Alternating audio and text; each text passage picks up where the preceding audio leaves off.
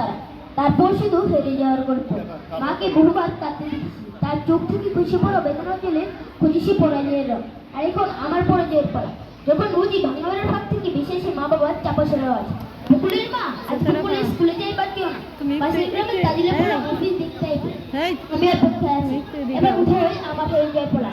মাননীয় মডারেটর, আইনের চরম ব্যর্থতার মুখে ধরে আমাদের আজ গুরুত্ব হচ্ছে বাল্যবিবাহের নামটা। মনের দেয়ালে লেখা হচ্ছে নতুন নতুন সব নাম। তাই আমরা মনে করি সচেতনতাকে বাদ দিয়ে শুধু কঠোর আইনের মাধ্যমে বাল্যবিবাহ কখনো বন্ধ করা সম্ভব নয়। ধন্যবাদ মাননীয় মডারেটর, আমাকে আজ এই বিতর্কের মধ্যে সুযোগ প্রদানের জন্য। আমরা বিরোধীদের আজ এই মঞ্চে দেখানোর চেষ্টা করছি যে ঠিক কি কারণে বাল্যবিবাহের ঘটনাগুলো ঘটছে এবং এটি প্রতিরোধের উপায় কি। আমার পূর্ববর্তী বক্তব্য ইতিমধ্যে সেই কারণগুলি উল্লেখ করে গেছে।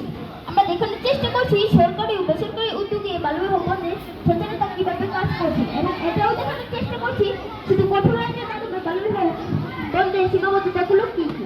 মাননীয় মডারেটর, আইন হলো প্রতিরোধমূলক ব্যবস্থা, অর্থাৎ পুলিশ আসিবার আগেই বালিকাটি বিবাহ হয়ে গেল অথবা অপরাধী পুলিশ কর্তৃক আটক হলো, কিন্তু ততক্ষণ অনেক দেরি হয়ে গেছে। মাননীয় মডারেটর, ডাক্তার আসিবার আগেই রোগীটি মারা গেল, পুলিশ আসিবার আগেই একটি নির্ভর কুকর্মীটি মেয়ের বলিদান হয়ে গেছে ততক্ষণ। প্রতিপক্ষ বন্ধুরা, বাংলাদেশের প্রেক্ষাপটে এটাই বাস্তবতা।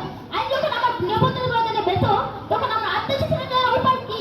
এখন প্রতিপক্ষ বন্ধুরা যদি বাস্তবতাকে মেনে না নেয়, তাহলে আপনাদের জন্য আমার পরামর্শ এতটুকুই, আপনারা অপেক্ষায় থাকুন। হয়তো মানুষকে আইন মানতে বাধ্য করতে হলে আপনাদের তৈরি করতে হবে আবার নতুন কোনো আইন।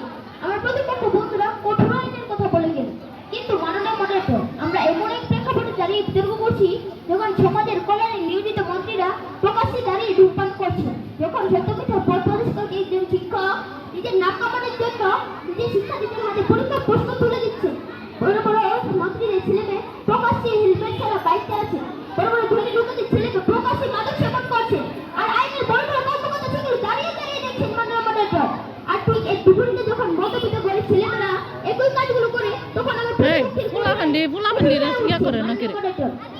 আমার একটি লোককথার কথা মনে পড়ে গেল। ঘরে জেনে যাক তার রাজ্য ওই রান্নাঘর। হ্যাঁ মাননীয় মডারেটর, আমার প্রতিপক্ষের ঘটনাটি ঘটলো ওই রান্নাঘর পর্যন্ত। বড় বড় প্রবাসী লোকেদের সামনে এসে তাদের ঘটনার বড় সামনে দাঁড়িয়ে থাকা বেজে বেড়ানোর মতো হয়ে যায়। আইনের চোখে কালো কাপড় বাঁধা হয়ে জেনে সে নির্ভুলভাবে বিচার করতে পারে, কিন্তু আমার প্রতিপক্ষের আইন সেটিকে পর্দা হিসেবে ব্যবহার করছে। মাননীয় মডারেটর, বড় বড় মন্ত্রীদের থেকে বাঁচার পর্দা। মাননীয় মডারেটর, দেশে ঘটনায় থাকার পরেও গত 6 মাসে ঘটে যাওয়া খুন হয়েছে 1930টি, ডাকাতি হয়েছে